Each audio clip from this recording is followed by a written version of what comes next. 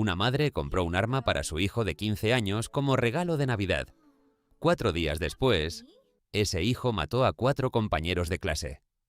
Otra madre llevaba años dándole acceso ilimitado a sus armas a un joven que no había hablado con ningún ser humano cara a cara en meses. Mató a 20 niños de 6 y 7 años en menos de 5 minutos. El FBI recibió una llamada avisando de que un chico quería disparar en una escuela. No hicieron nada. 17 personas murieron. En cada uno de los casos que vas a ver hoy, alguien sabía que algo iba muy mal. Alguien vio las señales y decidió no actuar. Hoy abrimos 5 expedientes, 5 tiroteos escolares, 5 familias, 5 historias en las que el camino hacia la masacre no empezó en la escuela, empezó en casa.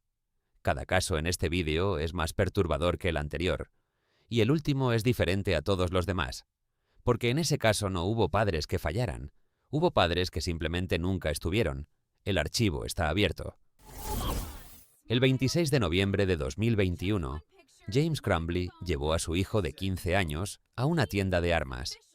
Le compró una pistola Sig Sauer de 9 milímetros, regalo de Navidad anticipado. Ethan publicó en redes sociales esa misma noche. La foto era la pistola. El texto decía: «Acabo de conseguir mi nueva belleza». A la mañana siguiente, su madre Jennifer lo llevó al campo de tiro. Publicó también. La foto era los dos juntos disparando. El texto decía: «Día de madre e hijo probando su nuevo regalo de Navidad». Ethan Crumbley llevaba meses pidiendo ayuda. Quería ver a un terapeuta. Sus padres le decían que se aguantara. Tenía un diario que ninguno de los dos había leído nunca. Tenía 21 páginas. En cada una de ellas había alguna referencia a un tiroteo. El 29 de noviembre, 3 días después de comprar el arma, Ethan escribió en ese diario: «Tengo mi pistola. El tiroteo es mañana. Tengo acceso al arma y a la munición». Al día siguiente, un profesor pilló a Ethan buscando munición en el teléfono durante clase. Envió un email a la dirección del colegio. El colegio llamó a Jennifer. Jennifer no fue al colegio. Le mandó un mensaje de texto a su hijo. Decía: «LOL, no estoy enfadada contigo. Tienes que aprender a no que te pillen». A la mañana siguiente, 30 de noviembre, el profesor de matemáticas de Ethan encontró un dibujo en su pupitre. Una pistola apuntando a las palabras: «Los pensamientos no paran, ayúdame». Una bala, sangre por todas partes, un cuerpo con 2 disparos, y debajo: «Mi vida no tiene sentido». El colegio sacó a Ethan de clase y llamó a sus padres. James y Jennifer llegaron sobre las 10:30 de la mañana. Los orientadores les mostraron el dibujo. Les dijeron que tenían 48 horas para llevar a su hijo a terapia, o llamarían a los servicios de protección de menores. Se negaron a llevárselo a casa. En ningún momento mencionaron el arma que le habían comprado 4 días antes. En ningún momento revisaron su mochila. La pistola Sig Sauer, cargada, estaba dentro de esa mochila durante toda la reunión. Jennifer salió del colegio y le mandó un mensaje a su amante diciéndole que era libre para quedar. A las 12:50 de ese mismo mediodía, Ethan salió de un baño del colegio y abrió fuego en el pasillo. Disparó 32 veces. Mató a Tate Myre, de 16 años, a Hannah Saint Juliana, de 14, a Madison Baldwin, de 17, a Justin Schilling, de 17. Hirió a otras 7 personas, incluida una profesora que le mandó un mensaje a su marido que decía: «Te quiero, hay un tirador activo». 7 minutos después de los primeros informes en los medios, antes de que nadie hubiera publicado el nombre del tirador, Jennifer le mandó un mensaje de texto a su hijo. Decía: «No lo hagas». Ya lo sabía. James llamó al 112 15 minutos después para denunciar que le faltaba un arma en casa.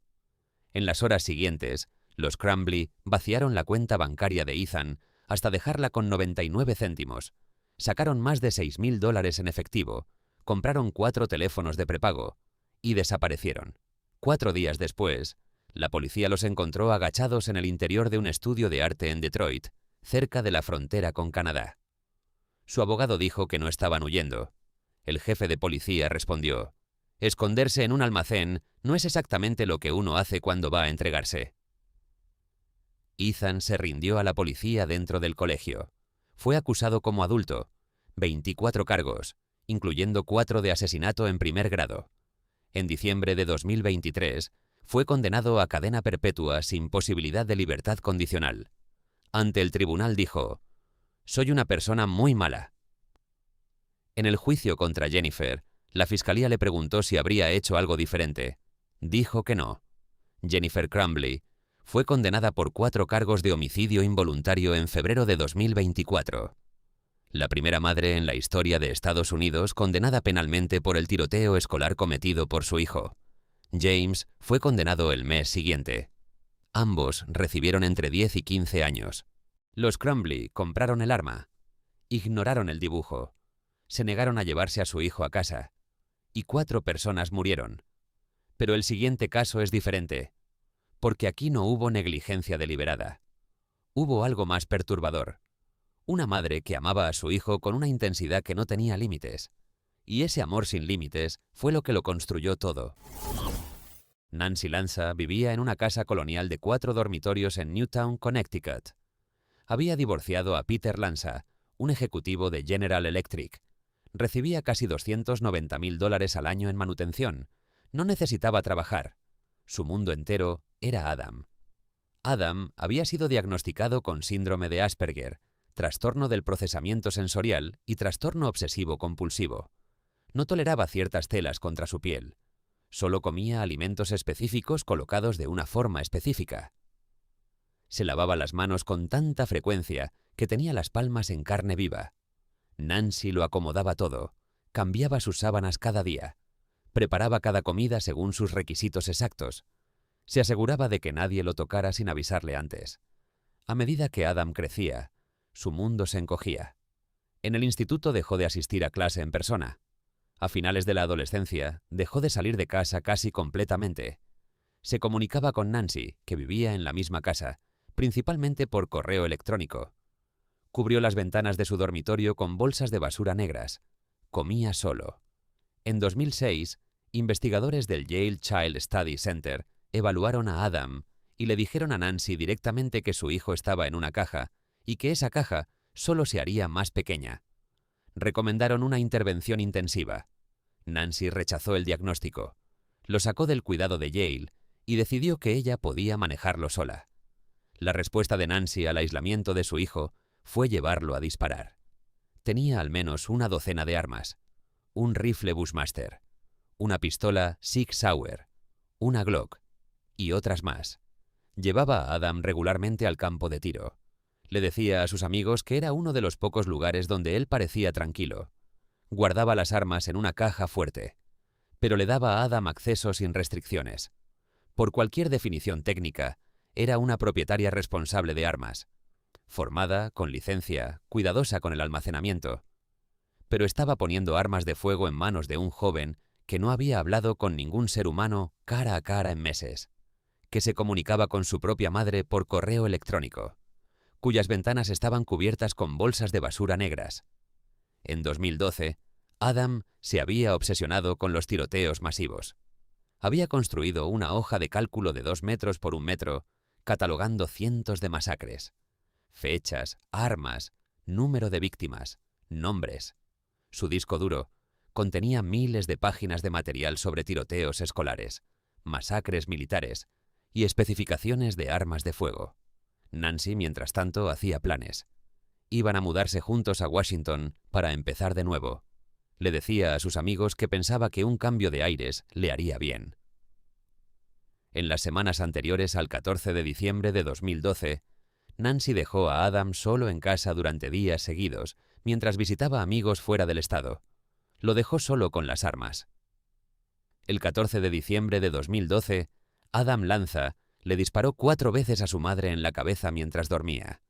Cogió el rifle Bushmaster, la Sig Sauer y la Glock. Condujo a la escuela primaria de Sandy Hook, la misma a la que él había asistido de niño. Y en menos de 5 minutos mató a 20 niños de primero de primaria y a 6 miembros del personal. Los niños tenían 6 y 7 años. Luego se disparó. Sigue siendo el tiroteo en una escuela primaria más mortífero de la historia de Estados Unidos.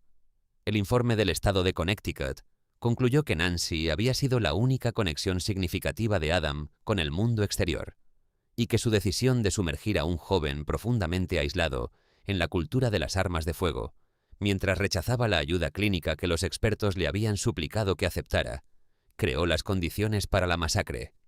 Nancy Lanza amaba a su hijo completamente. Ese amor fue el arma.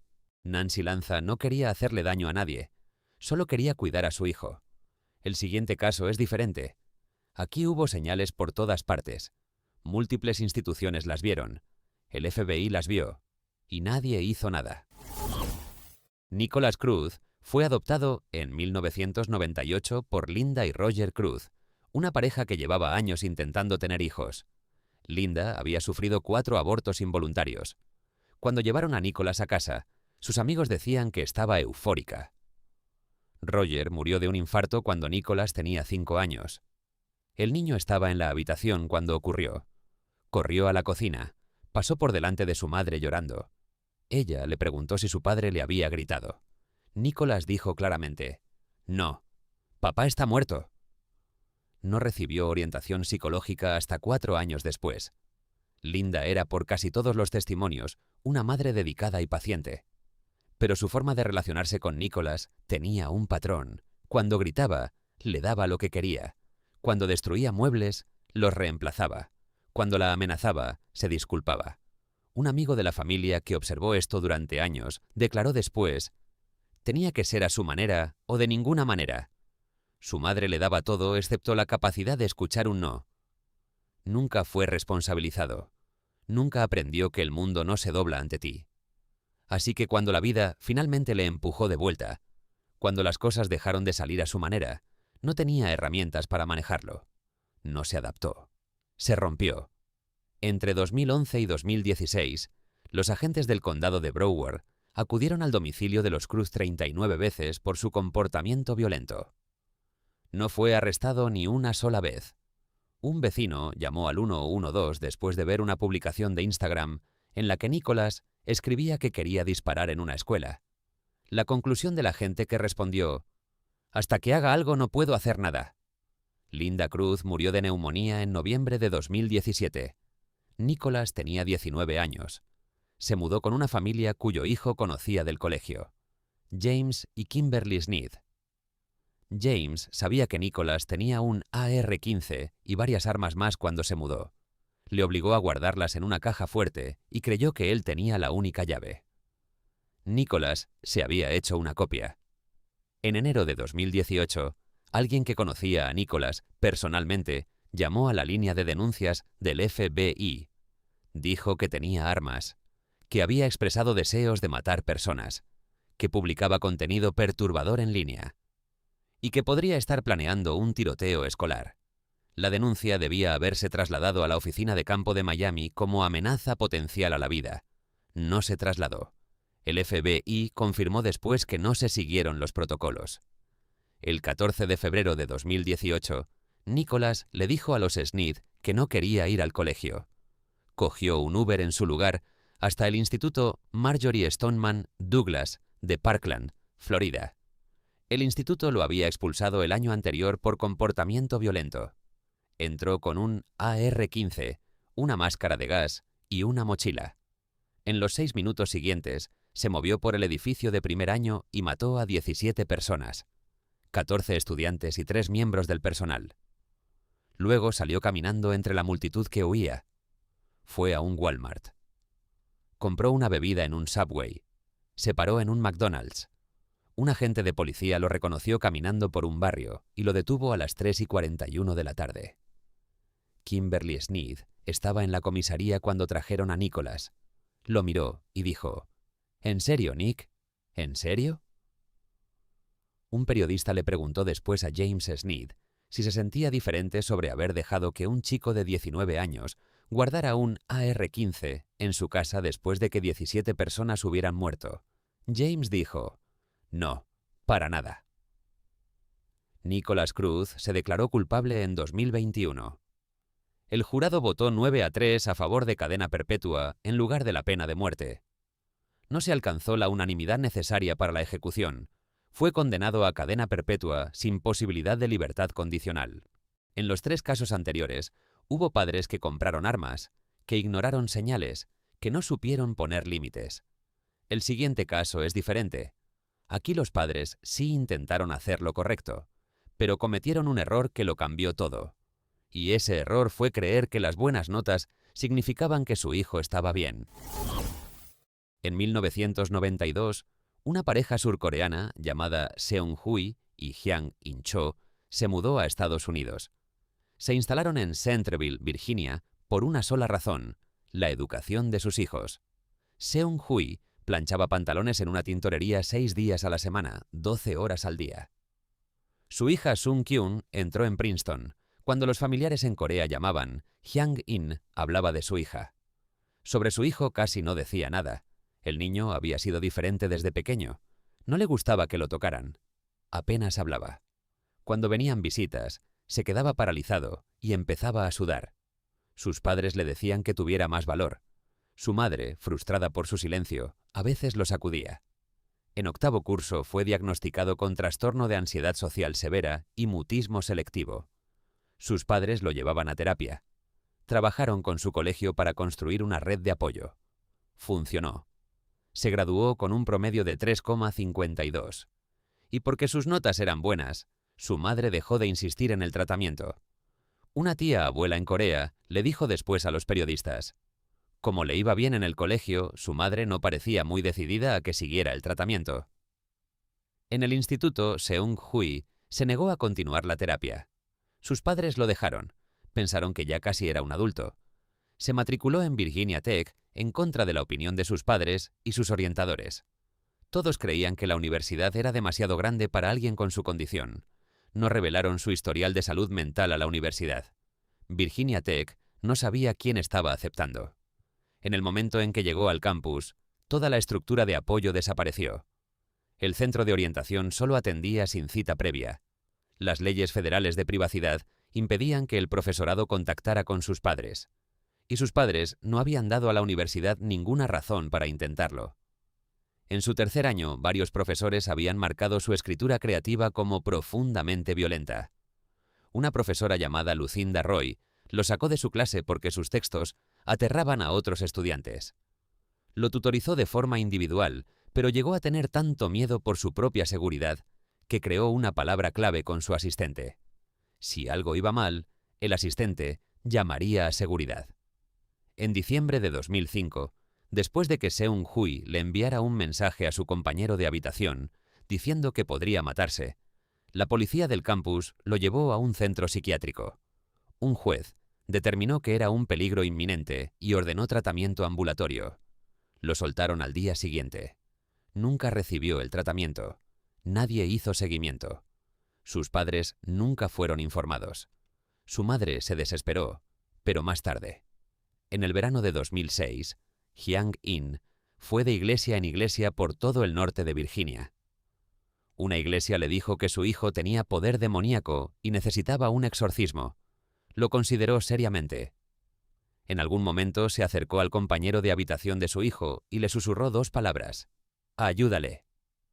El 16 de abril de 2007, Seung-hui Cho encadenó las puertas del edificio Norris Hall desde dentro. Mató a 32 personas en menos de 9 minutos. Luego se disparó. Sigue siendo el tiroteo escolar más mortífero de la historia de Estados Unidos.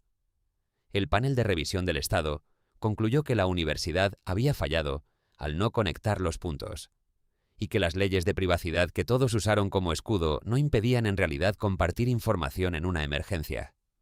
Su hermana emitió un comunicado: «Ha hecho llorar al mundo. Estamos viviendo una pesadilla». La familia Cho se ocultó.